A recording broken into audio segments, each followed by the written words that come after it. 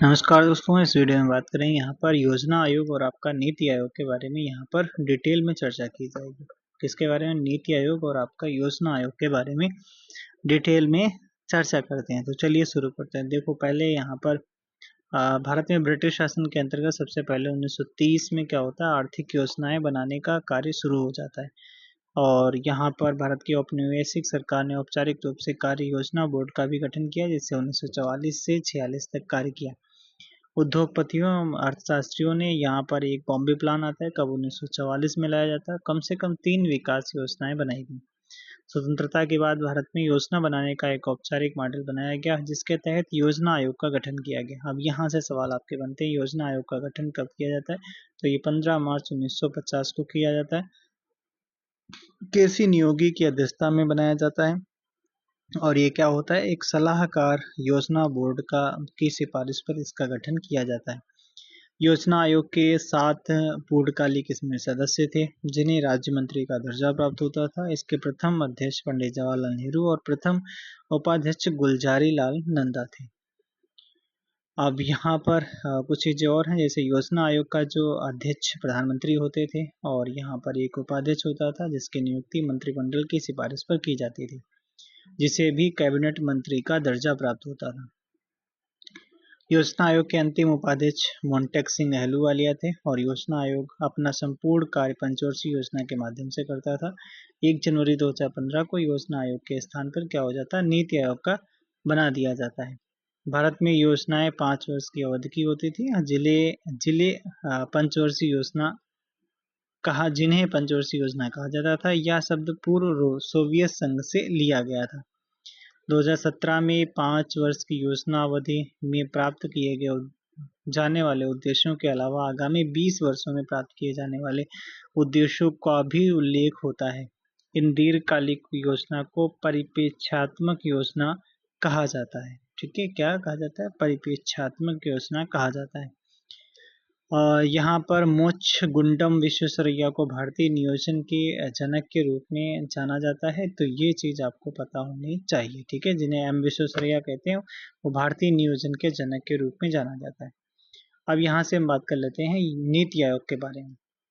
नीति आयोग जो है, इसका फुल फॉर्म आपका राष्ट्रीय भारत परिवर्तन संस्थान हो जाता है, और इसको ऐसे लिखते हैं NITI, NITI Aayog, national institution for transforming India. ठीक है, भारत सरकार द्वारा गठित यह आयोग एक नया संस्थान है, जिसे योजना आयोग के स्थान पर लाया गया। यानी योजना आयोग पहले था, उसके बाद में अब नीति आयोग काम करता है।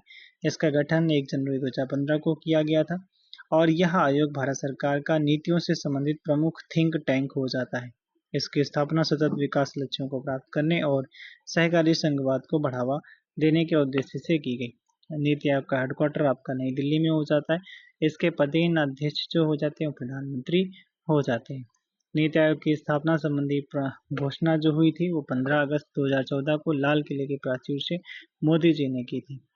यह एक कैसी संस्था है? तो नीति आयोग एक गैर संवैधानिक निकाय हो जाता है। ठीक है, संवैधानिक नहीं है, मतलब इसका संविधान में उल्लेख नहीं है, ये गैर संवैधानिक निकाय हो जाता है।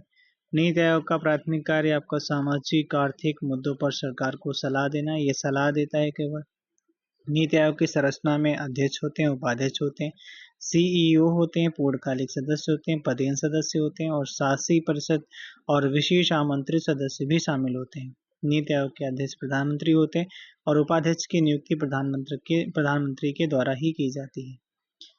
नीति आयोग के जो उपाध्यक्ष होते हैं, वो कैबिनेट मंत्री का दर्जा प्राप्त होता है, और जो नीति आयोग के CEO जो होते हैं, भारत सरकार के सचिव स्तर के अधिकारी होते हैं, जिन्हें निश्चित काल के लिए प्रधानमंत्री द्वारा नियुक्त किया जाता है।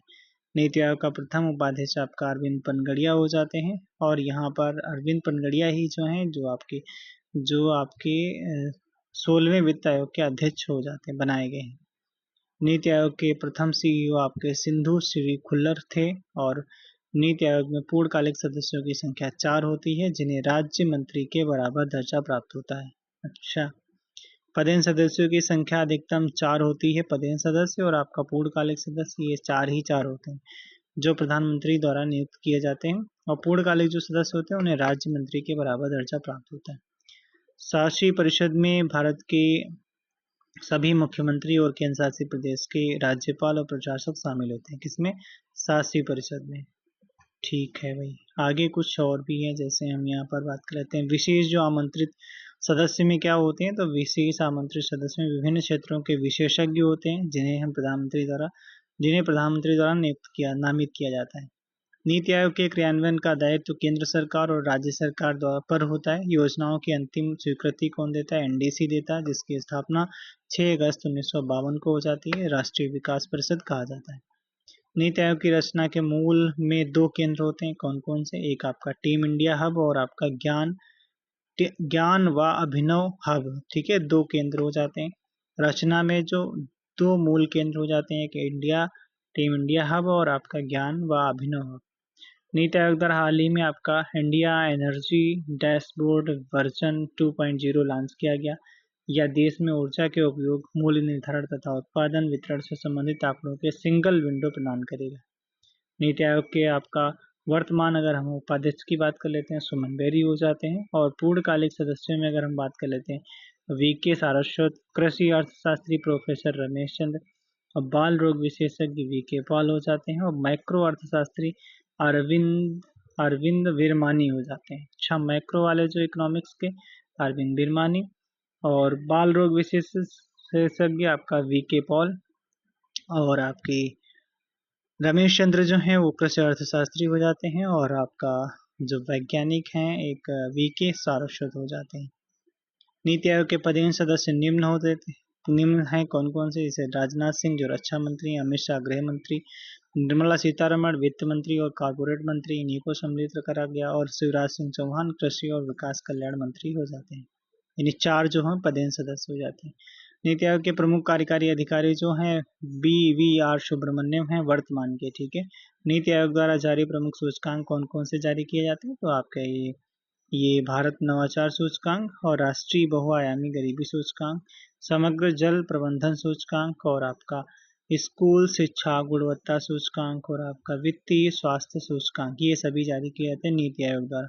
कौन कौन से? वित्तीय स्वास्थ्य सूचकांक, स्कूली शिक्षा गुणवत्ता सूचकांक, समग्र जल प्रबंधन सूचकांक, राष्ट्रीय बहुआयामी गरीबी सूचकांक और भारत नवाचार सूचकांक, ये सभी इसके द्वारा जारी किए जाते हैं। चलिए आज के लिए इतना ही रखते हैं, और फिर नेक्स्ट वीडियो में हम बात करेंगे बिटकॉइन वगैरह के बारे में बात कर लेंगे। ठीक है, ओके बाय बाय, फिर मिलेंगे नेक्स्ट वीडियो में। Thank you, thanks for watching.